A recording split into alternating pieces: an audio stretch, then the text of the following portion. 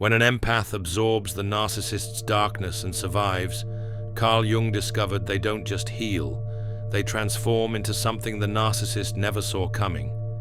The person who once absorbed every projection becomes untouchable. The soul that carried everyone's shadow develops an immunity to manipulation.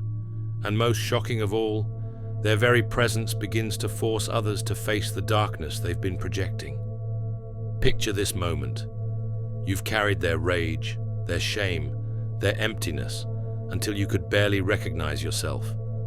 You've been the emotional dumpster for their unprocessed pain, while they walked away clean, leaving you to sort through the wreckage of their inner world. But something shifts, not with anger or drama, with a quiet, terrifying clarity. You stop explaining yourself to people who were never listening. You stop absorbing emotions that were never yours. Most devastatingly of all, you become unavailable for their emotional emergencies. Jung called this process individuation, but what I call the birth of psychological sovereignty. And what emerges from this transformation isn't the same person who entered the narcissist's web. It's an entirely new archetype that Jung understood could reshape every relationship around them. But here's what most people don't understand about this transformation. It doesn't happen through therapy sessions or self-help books. It happens through what Jung called the night sea journey, a descent into psychological hell that breaks you so completely that only your authentic self remains. The empath who survives this journey becomes something Jung documented but rarely spoke about in public. They become what I call the shadow walker, someone who has stared into the abyss of human darkness and returned with their light intact, but fundamentally changed. Jung wrote, "A man who has not passed through the inferno of his passions has never overcome them." The empath-narcissist dynamic is this inferno. It's a psychological crucible that either destroys you or transforms you into something unprecedented. This isn't just recovery, this is evolution, the kind of consciousness upgrade that Jung believed was essential for humanity's psychological development. And the narcissist, in their desperate hunger to consume your soul, accidentally becomes the catalyst for your greatest transformation. They think they're destroying you, but they're actually forging you into something unbreakable. Jung spent decades studying what he called psychological types, and he noticed something disturbing about highly sensitive individuals. They become what I call shadow containers, unconsciously programmed to absorb the psychological waste that others refuse to process. Jung wrote, "The healthy man does not torture others. Generally, it is the tortured who turn into torturers." But empaths represent a third category, the ones who absorb the torture without becoming torturers themselves. This creates what Jung termed participation mystique, an unconscious merger where the empath can't distinguish between their emotions and absorbed projections. The narcissist exploits this vulnerability ruthlessly, using the empath's sensitivity as an emotional dumping ground. But here's where Jung's insight becomes crucial. He discovered that this exploitation serves an evolutionary purpose. Jung wrote, "The greatest and most important problems of life are all fundamentally insoluble. They can never be solved, but only outgrown." The empath-narcissist dynamic forces this outgrowing in the most brutal way possible. It's consciousness evolution through trauma, psychological development through crisis. The narcissist represents what Jung called the shadow denied, all the darkness they refuse to acknowledge about themselves. The empath becomes the repository for this denied shadow, but in carrying it, they begin to understand shadow in ways that fundamentally alter their perception of reality. Jung believed that consciousness evolves through conflict, and the empath-narcissist dynamic is one of the most brutal consciousness accelerators known to psychology. The empath doesn't just witness this shadow material, they're forced to carry it until they develop what I call shadow literacy, the ability to read psychological darkness like a native language. If you've ever felt like you were carrying someone else's emotional baggage, Comment: I was their shadow container. Jung documented what he called the dark night of the soul. But for empaths in narcissistic relationships, this becomes what I call the shadow immersion experience. You don't just witness darkness, you're forced to live inside it. The narcissist's projection doesn't just hurt, it rewrites your internal narrative. Their shame becomes your self-doubt. Their rage becomes your anxiety. Their emptiness becomes your depression. You literally absorb their psychological toxins until your own identity dissolves. Jung called this psychological poisoning, and he wrote, "There is no coming to consciousness without pain." But for empaths, this pain isn't just personal, it's collective. You're processing shadow material that belongs to generations of unresolved trauma. The narcissist forces you into what Jung called the nigredo, the blackening phase of psychological alchemy where everything dissolves into chaos. Jung wrote, "In all chaos, there is a cosmos. In all disorder, a secret order. But finding that order requires surviving the disorder first." But here's what Jung discovered about this poisoning process. The psyche has an immune system. When foreign psychological material is forced into your consciousness, your authentic self begins to develop what I call shadow antibodies that recognize manipulation at a cellular level. This is why the empath's transformation is so profound. You don't just learn about manipulation intellectually, your nervous system develops a visceral rejection response to psychological toxicity. Jung wrote, "Knowing your own darkness is the best method for dealing with the darknesses of other people." The empath who survives narcissistic abuse has made more darkness conscious than most people encounter in a lifetime. You become what Jung called a wounded healer, but not in the traditional sense. You're wounded by someone else's unconscious shadow, but you heal by making that shadow conscious. Jung observed, the most intense conflicts, if overcome, leave behind a sense of security and calm that is not easily disturbed. This is exactly what happens to the empath who survives. They develop an unshakable inner peace, born from having faced the worst and survived. Jung studied what he called ego death, the moment when your false sense of self collapses completely. For empaths surviving narcissistic abuse, this death is particularly brutal because their entire identity was built around being helpful, understanding, and emotionally available. The breaking point isn't dramatic, it's quiet, terrifying. You wake up one morning and realize you don't recognize the person in the mirror. Your empathy feels dead, your hope feels poisoned, your ability to trust feels shattered beyond repair. Jung wrote, "The most terrifying thing is to accept oneself completely. But for the empath at rock bottom, there seems to be no self left to accept.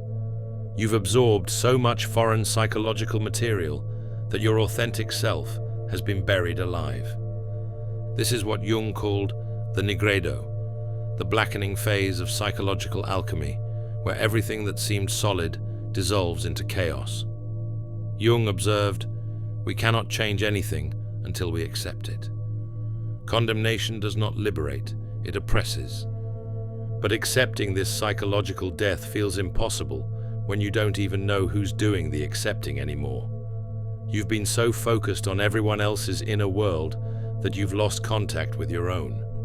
But here's what Jung understood about this dissolution that changes everything. He wrote, "I am not what happened to me. I am what I choose to become." This choice only becomes possible after the false self dies completely. The old self must die completely before the authentic self can emerge. And the narcissist, in their relentless attack on your identity, accidentally becomes the destroyer of your false self, the constructed identity based on pleasing others and avoiding conflict. This is why I call narcissists unwitting shamans. They perform a psychological dismemberment that forces individuation in ways that decades of therapy might never achieve. Jung wrote, The pendulum of the mind oscillates between sense and nonsense, not between right and wrong. The narcissist pushes you so far into psychological nonsense that you're forced to find your own sense.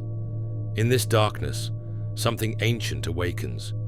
Jung called it the self, the archetype of wholeness that exists beneath all conditioning. The empath discovers they are not their trauma, not their absorbed emotions, not their compulsive giving. They are something far more powerful. Jung wrote, "The privilege of a lifetime is to become who you truly are." But for most people, this privilege remains theoretical. The empath who survives narcissistic abuse doesn't just understand this quote, they embody it at a cellular level because they've been stripped of every false identity. Jung was fascinated by alchemy because he saw it as a metaphor for psychological transformation. The empath's journey follows what Jung called the opus contra naturam, work against nature that produces something entirely new. What emerges from this psychological crucible isn't the same empath who entered the relationship. It's what I call the integrated empath, someone who maintains their sensitivity but surrounds it with unbreachable psychological boundaries. Jung documented this transformation in his concept of the transcendent function, the psyche's ability to create something entirely new from the union of opposites. The empath who survives has integrated their shadow and their light, their victim and their victor, their wound and their wisdom. Jung wrote, "The meeting of two personalities is like the contact of two chemical substances. If there is any reaction, both are transformed." But here's the difference. The narcissist remains unconscious, while the empath becomes hyperconscious. This integration creates what Jung called psychological sovereignty, but what I call shadow immunity. You become literally immune to manipulation because you've developed the ability to see psychological projections before they land. It's like developing night vision after being forced to live in complete darkness. The narcissist's tactics that once destroyed you now roll off like water off glass. Not because you've become hard, but because you've become conscious. Jung wrote, "Until you make the unconscious conscious, it will direct your life and you will call it fate." The transformed empath has made manipulation tactics conscious, which renders them powerless. You can see the strings before the puppet show even begins. But here's where the transformation becomes truly powerful. The integrated empath doesn't just resist manipulation, their very presence disrupts it. Jung called this the constellation effect, when one person's consciousness level affects everyone around them. Jung observed, "As far as we can discern, the sole purpose of human existence is to kindle a light in the darkness of mere being." The transformed empath becomes this light, not the naive light that gets consumed, but the fierce light that exposes shadows wherever it shines. Comment if you've reached the point where manipulation attempts feel obvious and ineffective. I see through the matrix now. Jung spent years documenting archetypes, universal patterns of human experience, but he identified one archetype that emerges only through extreme psychological testing, what I call the shadow walker, someone who has journeyed into psychological hell and returned with forbidden knowledge. The shadow walker archetype embodies what Jung called the wounded healer, but with a crucial difference. Traditional wounded healers heal others through their wounds. Shadow walkers heal others through their wholeness. Jung wrote, "Everyone you meet knows something you don't know but need to know. Learn from them." But the shadow walker has learned something most people actively avoid learning: how to navigate the darkest aspects of human psychology without being consumed by them. You become living proof that psychological sovereignty is possible. Your very existence threatens the unconscious contracts that keep people trapped in dysfunctional patterns. Jung observed, "People will do anything, no matter how absurd, in order to avoid facing their own soul." This is why your presence becomes so disruptive after transformation. You're no longer participating in the collective unconsciousness that Jung identified as the root of human suffering. You've stepped outside the matrix of projection and manipulation. Jung wrote, "The individual has always had to struggle not to be overwhelmed by the tribe. The shadow walker has won this struggle completely. You've developed what I call tribal immunity, the ability to maintain your individual consciousness even when surrounded by group unconsciousness. But this victory comes with isolation. Jung called it the loneliness of the individuated. The price of consciousness is separation from the unconscious masses." Jung wrote, "Loneliness does not come from having no people about one, but from being unable to communicate the things that seem important to oneself. Yet this loneliness isn't empty. It's full of authentic self-connection that most people never experience. You discover that being alone with your true self is infinitely preferable to being surrounded by people who only see your projections." Jung observed, "To be normal is the ultimate aim of the unsuccessful." The shadow walker has transcended the need to be normal because they've discovered something far more valuable, the ability to be real. Jung discovered that highly individuated people become what I call consciousness mirrors. Their presence forces others to see themselves clearly, often for the first time. The transformed empath becomes this type of mirror. But unlike the passive mirrors they once were, reflecting back what others wanted to see, they now reflect back the truth. This creates what Jung called projection withdrawal. When people can no longer successfully project their shadow onto you, they're forced to confront it themselves. This is deeply uncomfortable for unconscious people, which explains why your transformation often triggers intense reactions from others. Some people will hate you for this mirroring effect. They'll call you cold, changed, or crazy. Jung understood this reaction perfectly. He wrote, "Everything that irritates us about others can lead us to an understanding of ourselves, but most people prefer irritation to understanding. Others will be drawn to your transformation like moths to flame. They sense something different about you, a quality of presence that feels both magnetic and dangerous." Jung called this the numinous effect, when archetypal energy becomes visible in human form. If people started treating you differently after your transformation, comment, "My energy shifted and everyone felt it." But the most profound effect happens with other empaths still trapped in narcissistic dynamics. Your very existence becomes proof that escape is possible, that transformation is real, that they don't have to remain psychological prisoners forever. Jung identified a paradox in psychological development. True power comes not from controlling others, but from controlling yourself so completely that others cannot control you. The transformed empath embodies this paradox perfectly. They become incredibly powerful precisely because they no longer need power over others. They've discovered what Jung called the treasure hard to attain, complete self-possession. Jung wrote, "You are what you do, not what you say you'll do." The transformed empath embodies this principle completely. Their boundaries aren't threats or ultimatums. They're simply reality. They don't announce their limits. They live them. This creates what I call paradoxical magnetism.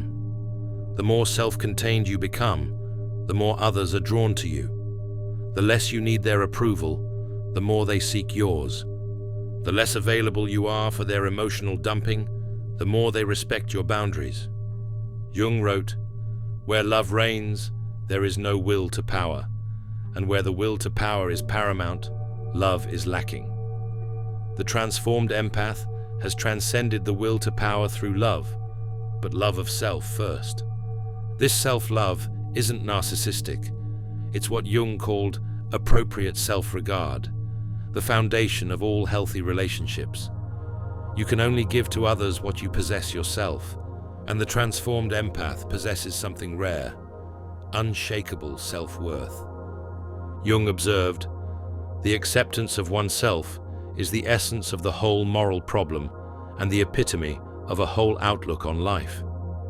The empath who has survived narcissistic abuse has been forced into radical self-acceptance, not the comfortable kind, but the kind forged in fire. But here's where the paradox becomes profound. By refusing to be anyone's emotional dumping ground, you become available for authentic connection in ways you never were before.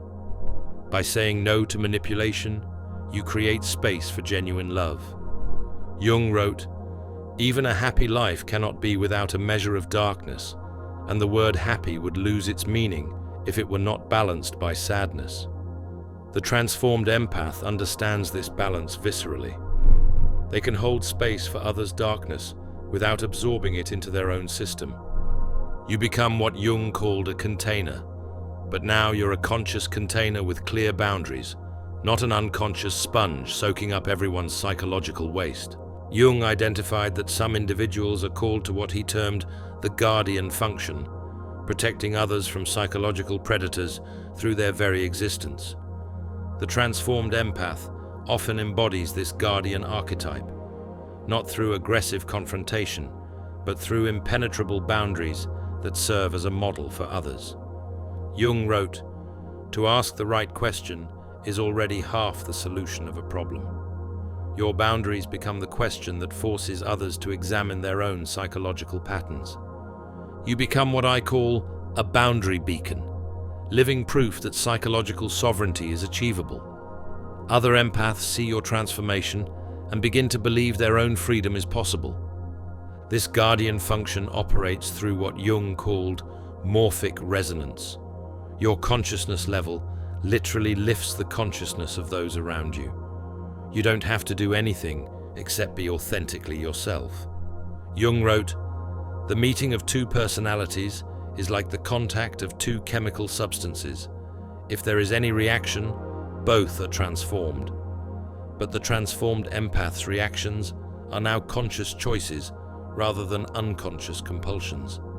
You choose which chemical reactions to participate in based on what serves your highest good rather than what others need from you. This selectivity isn't cruelty, it's consciousness. Jung understood that indiscriminate giving is often unconscious addiction to being needed rather than genuine compassion. Jung observed, "Life really does begin at 40. Up until then, you are just doing research." For many empaths, this research phase includes decades of unconscious absorption patterns. The transformation represents graduation from research into conscious living. You become a guardian not through preaching or teaching, but through embodiment. Jung wrote, "The creation of something new is not accomplished by the intellect, but by the play instinct acting from inner necessity." Your transformed presence creates new possibilities in others simply because you exist as proof that authentic selfhood is possible. You don't need to convince anyone. Your very being becomes the argument for psychological freedom. Jung warned about what he called the integration trap, the danger of identifying so completely with your transformation that you become rigid in the opposite direction. Some transformed empaths swing from being completely porous to being completely closed off. They mistake hardness for strength and isolation for protection. But true integration, what Jung called the union of opposites, means maintaining both your empathy and your boundaries, your openness and your discernment, your compassion and your standards. The goal isn't to stop feeling, it's to feel consciously. Jung wrote, "Emotion, which is suffering, ceases to be suffering as soon as we form a clear and precise picture of it." The integrated empath feels everything, but is consumed by nothing. They can witness another's pain without absorbing it, offer support without sacrificing themselves, love deeply without losing themselves. This balance is delicate and requires what Jung called constant vigilance. The old patterns of absorption and codependence will attempt to resurface, especially during stress or vulnerability. But once you've tasted psychological freedom, you can never truly go back to unconscious servitude. Your psyche has been rewired at too deep a level. Jung believed that individual transformation inevitably creates collective transformation. He wrote, "The individual is the only reality. The further we move away from the individual towards abstract ideas, the more likely we are to fall into error. The transformed empath creates what I call consciousness ripples. Their individual freedom gives others permission to seek their own freedom. This happens without preaching or teaching. It happens through embodiment. People sense something different about your energy and begin questioning their own patterns. You become living proof that emotional abuse doesn't have to be permanent, that empathy doesn't require self-sacrifice, that sensitivity can coexist with strength. Some people will try to pull you back into old patterns through guilt, manipulation, or emotional emergencies. Jung called this the crab bucket effect, unconscious resistance to another's growth. But your transformation has made you immune to these tactics. You recognize them as projections of others' own trapped energy, rather than legitimate calls for help. If you recognize yourself in this transformation journey, comment, "My healing became my superpower." The empath who absorbs the narcissist's darkness and survives doesn't just heal. They evolve into an entirely new form of consciousness that Jung could only hint at in his writings. You become proof that the human psyche is more resilient than we ever imagined, that consciousness can emerge from the darkest circumstances, that authentic power comes not from controlling others, but from mastering yourself completely. The narcissist thought they were consuming your light. Instead, they accidentally forged it into something unbreakable. They thought they were destroying your empathy. Instead, they refined it into conscious compassion that can't be exploited. Your transformation becomes a beacon for other empaths, still trapped in psychological prisons, showing them that freedom isn't just possible. It's inevitable once you understand the rules of the game. Jung wrote, "Who looks outside, dreams. Who looks inside, awakens." Your journey through narcissistic abuse forced you to look inside so deeply that you discovered the indestructible core of your being. That core was always there. The narcissist just cleared away everything that wasn't authentically you. If you want to explore more about recognizing when you're operating from your authentic self versus absorbed projections, check out my video on 8 signs you're not meant for this world, where I dive deeper into Jung's insights about those who perceive reality differently from the unconscious masses.